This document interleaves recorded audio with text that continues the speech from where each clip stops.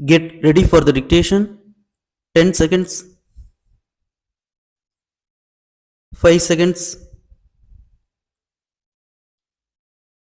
start. மாண்புமிகு துணைத் தலைவர் அவர்களே, ஆளுநர் உரையின் மீதான விவாதத்தில் கலந்து கொண்டு சில கருத்துக்களை பகிர்ந்து கொள்வதற்கு வாய்ப்பு அளித்தமைக்கு முதற்கண் நான் எனது நன்றியை தெரிவித்துக் கொள்கிறேன். எனது கருத்துக்களை சொல்வதற்கு முன்பு உடல் நலமின்றி அமெரிக்காவுக்கு சென்று நல்ல முறையில் தேறி வந்த முதல் அமைச்சர் அவர்களுக்கு நான் சார்ந்துள்ள அணியின் சார்பாக நல்வாழ்த்துக்களை தெரிவித்துக் கொள்ள விரும்புகிறேன். தொடர்ந்து அவருடைய சேவையால் ஏழை எளிய மக்களுக்கு ஒரு நல்வாழ்வினை அவர் நிச்சயமாக அளிப்பார் என்று கருதி எனது மகிழ்ச்சியை தெரிவித்துக் கொள்ள கடமைப்பட்டிருக்கிறேன். மத்திய அரசிடமிருந்து திட்டங்களுக்கு உரிய அளவிற்கு மாநில அரசுக்கு நிதி உதவி அளிக்கப்படவில்லை என்று குறிப்பிடப்பட்டிருக்கிறது. மாண்புமிகு நல்வாழ்வுத்துறை அமைச்சர் அவர்கள் கூட இங்கே இதை பற்றி குறிப்பிட்டார்கள். மாநில அரசு திட்டங்களை செம்மையாக செயல்படுத்த வேண்டுமானால் மத்திய அரசு உதவியை காலாகாலத்தில் அளிக்க வேண்டும் என்று இந்த சமயத்தில் கேட்டுக்கொள்வது எனது கடமையாகும். அடுத்து, வறுமையை ஒழிக்க மேற்கொண்டுள்ள திட்டங்களையும் முதியோருக்கு ஓய்வு ஊதியம் வழங்குவதையும் நான் பாராட்டி வரவேற்கிறேன். இவைகளை எல்லாம் காலதாமதமில்லாமல் விரைவாக கொடுக்க வேண்டும்.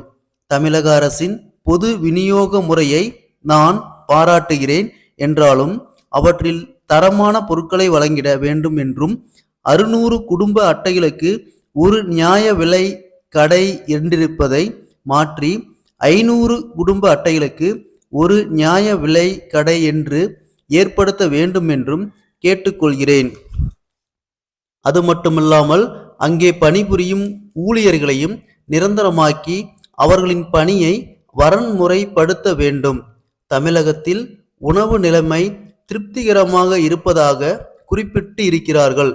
ஆனால் நெல், கரும்பு பயிரிடும் விவசாயிகளுக்கு விளை பொருட்களுக்கு ஏற்ற விலை கிடைக்கவில்லை. அதற்கு அரசு ஆவணம் செய்ய வேண்டும். அத்துடன் உற்பத்தி பெருக்குவதற்காக வழங்கப்படும் ஊக்க ஊதிய தொகையான 15 ரூபாயை விரைவிலே வழங்க ஏற்பாடு செய்ய வேண்டும் என்றும் கேட்டுக்கொள்கிறேன். மின்சக்தி உற்பத்தி கடந்த ஆண்டை விட இந்த ஆண்டு உயர்ந்துள்ளதை எடுத்து காட்டி இருக்கிறார்கள். அதை அறிந்து மகிழ்ச்சி அடைகிறேன். ஆனால் கடந்த ஆண்டை விட கோடைக்கு முன்பே மின் வெட்டு அதிகமான அளவில் இவ்வருடம் உள்ளது.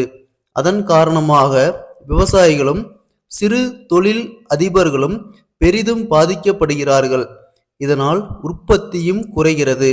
எனவே எந்த அளவுக்கு மின் வெட்டை குறைத்து அவர்களுக்கு மின்சாரம் வழங்க முடியுமோ அந்த அளவிற்கு மின்சாரம் வழங்க தமிழக அரசு நடவடிக்கை எடுக்க வேண்டும் என்று கேட்டுக்கொள்கிறேன். தமிழகத்தில் வீட்டுக்கு ஒரு விளக்கு என்ற திட்டத்தை அமல்படுத்தி இருக்கிறார்கள். அதிலும் குடிசை வாசிகளுக்கு ஒரு விளக்கு தேவைப்படும் மின்சாரத்தை இலவசமாக வழங்குவதை நான் பாராட்டுகிறேன். தமிழக அரசு தொழில்துறையில் மிகுந்த அக்கறை காட்டி வருகிறது என்றாலும் மற்ற மாநிலங்களோடு ஒப்பிடும்போது நாம் மிகவும் பின்தங்கி இருக்கிறோம் என்று நான் கருதுகிறேன். மத்திய அரசு பெருந்தொழில்களை நம்முடைய மாநிலத்தில் துவங்குவதற்கு ஆவணம் செய்ய வேண்டும்.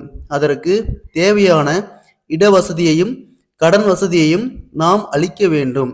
இதனால் இங்கே அதிகமான வேலைவாய்ப்பு பெருகுவதோடு மக்களுடைய வாழ்வும் வளம் பெறும்.